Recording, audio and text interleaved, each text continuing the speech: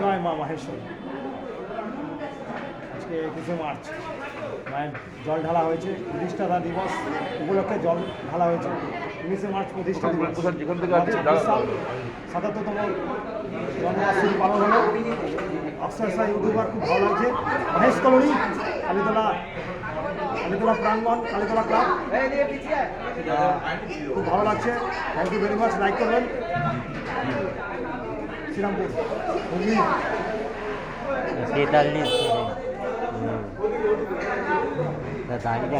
छोटका आ रहा है, छोटका। हाँ ठीक बोला जिस